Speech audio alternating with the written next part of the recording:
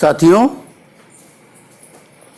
भारत की पवित्र नदी जिसे गंगा कहते हैं, वो भारत और बांग्लादेश में कुल मिलाकर 2510 किलोमीटर की यात्रा तय करती है।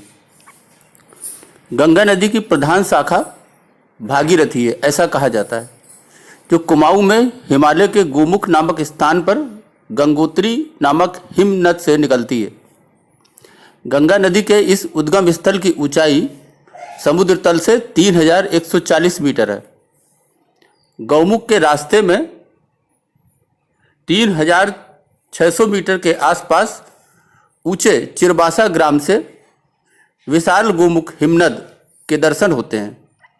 इस हिमनद में नंदा देवी, दूसरा कामत पर्वत और तीसरा त्रिशूल पर्वत का जो बर्फ है, हिम है, वो पिघल कर आता है। यद्यपि गंगा के आकार लेने में अनेक छोटी धाराओं का योगदान है, लेकिन इसमें 6 बड़ी और उनकी सहायक 5 छोटी धाराओं का भौगोलिक और सांस्कृतिक महत्व अत्यधिक है। अलकनंदा जिसे कहते हैं, अलकनंदा उस नदी की सहायक नदी, धौली विष्णुगंगा और तीसरी मंदाकिनी है। धौली गंगा का अलकनंदा से विष्णुप्रयाग में संगम होता है, यानी ये अलकनंदा में मिल जाती है विष्णुप्रयाग नामक स्थान पर, और उसे विष्णुप्रयाग कहा गया। यह तकरीबन 1372 मीटर की ऊंचाई पर स्थित है।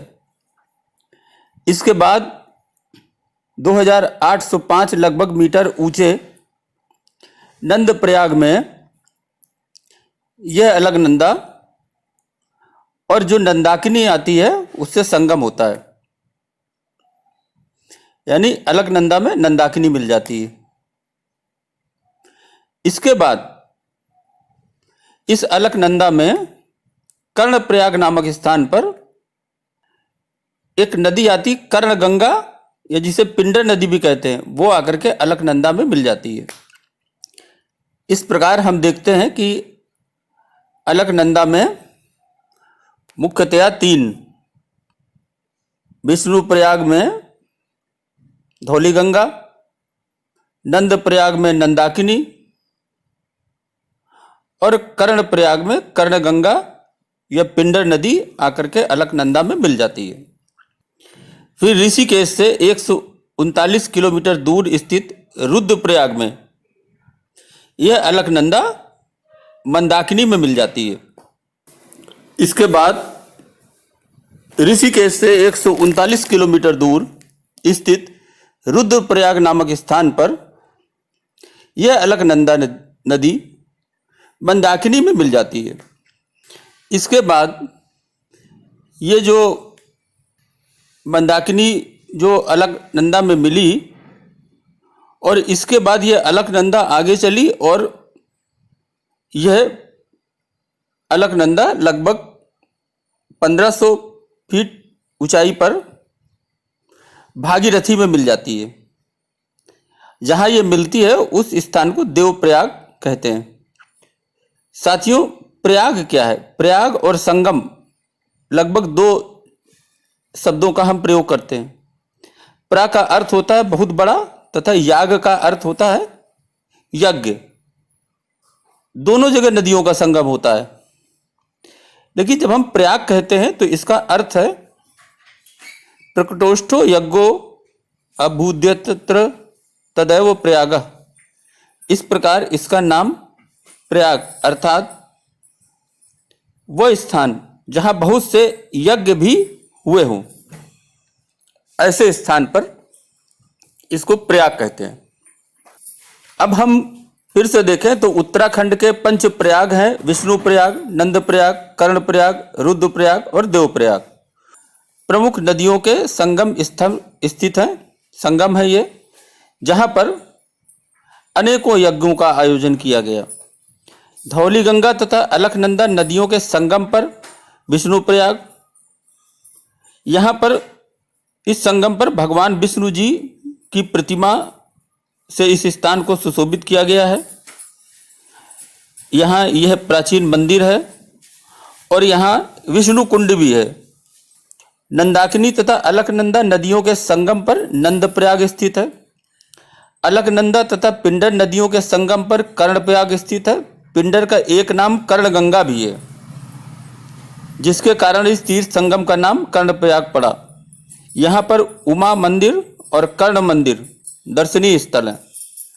मंदाकिनी तथा अलकनंदा नदियों के संगम पर रुद्रप्रयाग स्थित है। संगम स्थल के समीप चामुंडा देवी व रुद्रनाथ मंदिर भगवान शंकर का वो दर्शनीय है। अलकनंदा तथा भागीरथी नदियों के संगम पर देवप्रयाग नामक स्थान स्थित है। इस संगम स्थल के पास इस नदी को गंगा के नाम से फिर आगे जाना जाता है। तो प्रयाग का ये अर्थ हुआ, और संगम का अर्थ है, जैसा आप जानते हैं, मिलन या सम्मिलन। भूगोल में संगम उस जगह को कहते हैं जहां पानी की दो या दो से अधिक धाराएं मिल रही होती हैं। जैसे इलाहाबाद में गंगा यमुना, और लोक कथाओं के अनुसार सरस्वती के मिलन स्थान को त्रिवेणी संगम कहते हैं। यहां से यह सम्मिलित जलधारा गंगा नदी के नाम से आगे प्रवाहित होती है। इन 5 प्रयागों को सम्मिलित रूप से पंच प्रयाग कहा गया है। यह इस प्रकार 200 किलोमीटर का सकरा पहाड़ी रास्ता तय करके गंगा नदी ऋषिकेश होते हुए प्रथम बार मैदानों का स्पर्श हरिद्वार में करती है। इसके बाद यह इलाहाबाद प्रयाग जिसको कहते हैं वहां पहुंचती है। यहां इसका संगम यमुना नदी से होता है। यमुना नदी आकर के इसमें मिल जाती है। यह संगम स्थल हिंदुओं का एक महत्वपूर्ण तीर्थ है। इसे तीर्थराज प्रयाग भी कहा गया है। तीर्थों का राजा, अर्थात यहां पर अत्यधिक यज्ञ हुए तुलनात्मक दृष्टिकोण से, इसलिए इसको सबसे प्रमुख कहा गया। इसके बाद हिंदू धर्म की प्रमुख मोक्षदायिनी नगरी काशी में गंगा एक वक्र रूप, तिरछा रूप लेती है, अर्थात इससे यहां यह उत्तर की ओर मुड़ती है, इसलिए यहां पर इसे उत्तर वाहिनी भी कहलाते हैं। यानी जिस तरफ जा रही है वहां से यह विपरीत यानी उत्तर की तरफ मुड़ जाती है। इस बीच इसमें बहुत सी सहायक नदियां जैसे सोन, गंडक, घाघरा, कोसी आदि इसमें मिलती रहती हैं। भागलपुर में राजमहल की पहाड़ियों से यह फिर अपना रास्ता बदल के दक्षिणवर्ती हो जाती है। यानी पूरब की ओर चलने वाली नदी, जिसको पूरब की ओर बंगाल की खाड़ी में जाना है, वो दक्षिणवर्ती हो जाए, दक्षिण की तरफ मुड़ती है। पश्चिम बंगाल के मुर्शिदाबाद जिले के गिरिया स्थान के पास यह नदी 2 शाखाओं में विभाजित हो जाती है, अलग अलग। एक है भागीरथी और दूसरी है पद्मा।